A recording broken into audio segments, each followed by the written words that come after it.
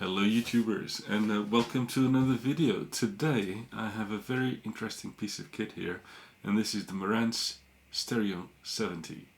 This is a bit of an odd unit in the hi-fi world, and I wish that there would be more units like this, but like with better quality.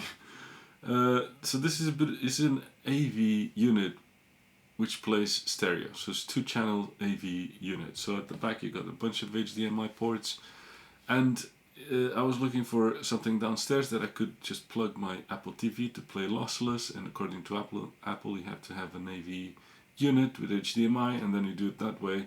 So it goes to here, and then you connect the HDMI ARC from here to the TV, and you do it kind of that way. But more on that. Before I go any further, let's talk about the quality and feel. So the quality and feel is a bit of a disappointment for me. I think it looks better in the pictures than it does in person. I think in person, if this is a language that's shared throughout the range, Marantz range, all the way up to the top. So the design is a kind of so-so, but what really got to me is just how cheaply made this feels and looks. You know that you can see like the joints are not even here. This is all plastic here. The knobs don't feel necessarily like a premium hi-fi. There's like edges and bolts and screws. This is steel, I think. So it really, the feet are nothing special. You know, like it doesn't breathe, you know, like the same quality as a similarly priced Audiolab device. I think that's what I'm comparing it to. So that was my first disappointment as soon as I took it off the box. The construction isn't, you know, like great. So over here you got like a bunch of knobs for bass control and treble and speaker selection and volume. The volume knob is actually quite there's quite a lot of resistance on it. It's a smooth. All the others have got like a clicking function.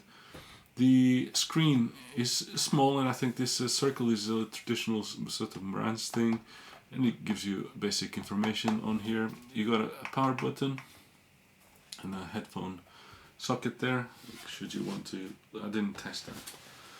So going through, hopefully without knocking this, you see these bolts. You can see them all. It just feels cheap and nasty in my book. I was expecting a little bit better, but I guess if they have to spend all this money on so many ports and all this kind of stuff, I guess they have to shave off some money from somewhere else, I'm guessing. So maybe 1 or 2 HDMI ports instead of having all these ports. You know, yeah. You can tell I'm a little bit disappointed with this unit here. So over here you got like the speaker kind of outputs for the speaker terminals, and they feel nice and cheap. And the interesting, and this is something that Marantz seems to do a lot, there's like A and B speakers, so you can select, you can use 2 pairs of speakers. And then at the top here you got a bunch of HDMI inputs, and this one is an HDMI ARC. Then you got like a USB, what does it say? Power only, it says on there. Then you got a network connection here, and then you got another USB here. And I'm not sure if this one allows you to connect a computer to here. I actually didn't try that. Maybe I should have tried that. But usually it's a USB-B on this kind of stuff. Over here you got digital inputs. So you got optical and coaxial. Here you got a phono stage. I didn't use that. Interestingly, you got the DAB function with this, which is quite interesting. Over here you got like audio in, so analogs. And you got audio out here, or pre-out they call it. You got the remote function here. So yeah, so all in all you got quite a lot of stuff on here. Now I'm thinking whether you could connect the computer to here, but I don't think so.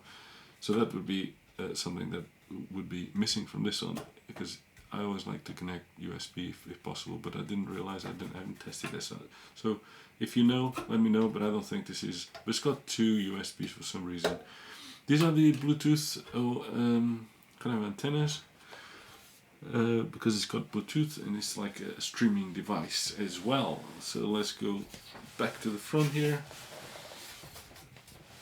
So that's the kind of the construction here. There's quite a lot of stuff at the back, and you know, something tells me that this. I was quite hoping that this would be like a dream come true, right? So you got like the modern AV kind of a connectivity with the traditional kind of stereo sound, or you know, stereo hi-fi quality. So I went into this really expecting this to deliver really good sound, and I was a little bit disappointed. Well, I was quite disappointed actually, because the sound to me, although it sounded like big and it sounded, you know, wide and big, you know, it's got presence, the sound. It lacked on definition, resolution, imaging, all those things that you look out for in a hi-fi system. This was missing a little bit. And it didn't matter how much if I was using an Apple TV via HDMI, or if I was using, you know, the analog outs from the WIM Pro Plus onto the analog ins here. If I was using this as a preamp, you know, there was, as soon as the sound went through here, it just kind of like dulled everything out, and yeah, it wasn't really what I was expecting. So I very quickly kind of like made my mind up about how I liked this Marantz, and that's a shame, because on paper I thought this was going to be you know, quite the solution. There is the Cinema 60.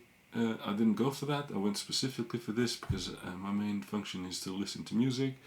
But I was a little bit disappointed. You know, the DAC on here isn't great. The amp isn't great. You know, so there isn't really anything. I think it's trying to do too much. You know, there is a direct mode here. So there's like a direct, semi-direct. There's a mode that turns off the screen and everything, and that's to.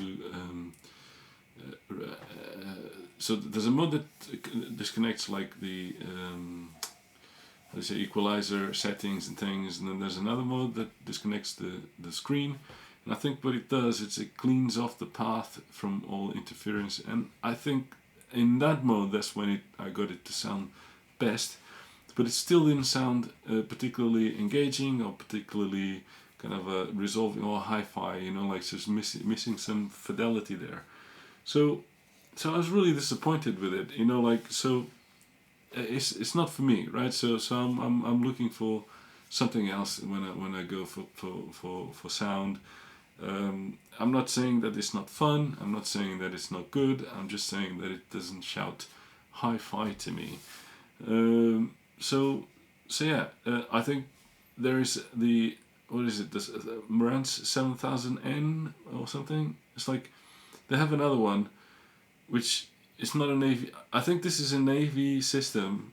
I'm just speculating here. This is an AV system turned into a stereo system.